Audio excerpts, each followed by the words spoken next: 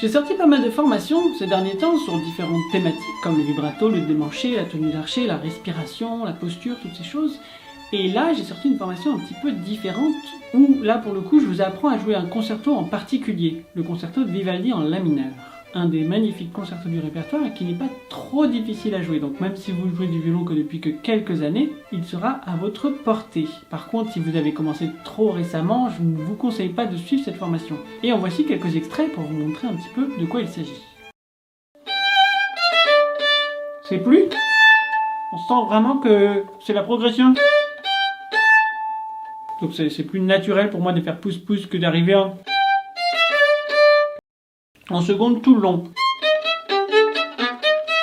On n'a pas besoin de faire redescendre ou en première ou en seconde, ça marche pas. Et ensuite le piano subito.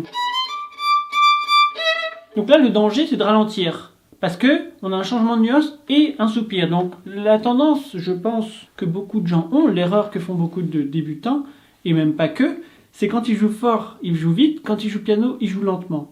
Parce qu'ils ont une énergie qui est en rapport avec la nuance. Grâce au silence. Mesure 7 par exemple. De vraiment analyser tout ce qu'ils répètent et comment est-ce qu'on veut le faire différemment. C'est souvent un peu plus, encore plus et ça amène vers autre chose.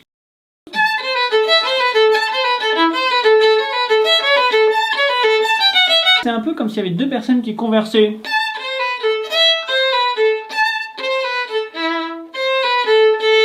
Donc cette première note doit ressortir par rapport à l'accompagnement en fait. On s'accompagne soi-même.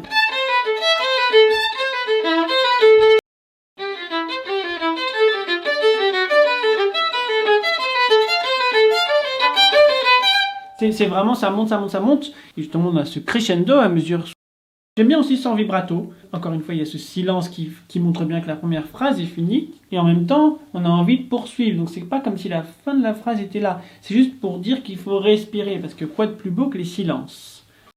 Il n'y a pas marqué, mais j'aime bien avec la trille.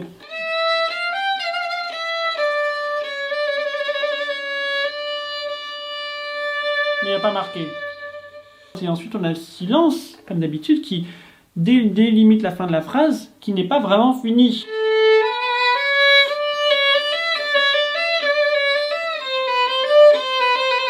Là, pour le coup, la trille est marquée, donc même. C'est pour ça que l'harmonique va nous aider à faire ce contraste saisissant.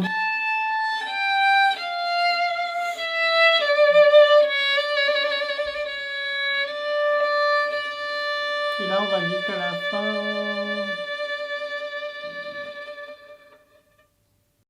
Je pense que lui, surtout avec son archer baroque et son violon avec des cordes en boyau, je doute qu'il ait fait un deuxième doigt. Je pense que c'est plus intéressant avec un zéro, que ce soit pour le premier mouvement, le début, ou le troisième mouvement, le début. On remarque quoi dans Vivaldi? Qu'il aime bien les changements de cordes. Et c'est quoi un changement de corde? C'est le coude qui anticipe, qui change d'angle pour basculer l'ensemble du bras. On n'a pas le temps de... Donc ça veut dire que c'est plus... Dans les bariolages, c'est plus le coude qui dirige, mais c'est le poignet. Je pense que c'est bien de rester en troisième. Et ensuite, quatrième. Donc on monte avec le 2. Donc là, on a le forte suivi du piano. Et le danger, c'est de ne pas jouer plus vite pour le forte et plus lentement pour le piano. Ce qui va vous aider, je pense, c'est de rester à la corde. Pareil entre les deux cordes.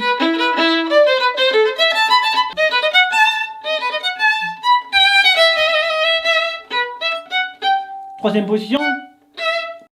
C'est vraiment bien les cordes à vide déjà pour ce côté brillant et pour nous aider avec les démanchés.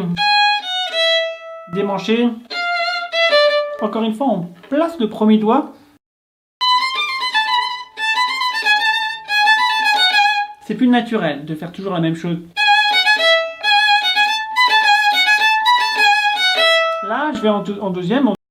Et pour accéder à la formation entière, vous pouvez cliquer le premier lien sous cette vidéo dans le descriptif. Et là, vous aurez accès à la formation complète. On se retrouve de l'autre côté.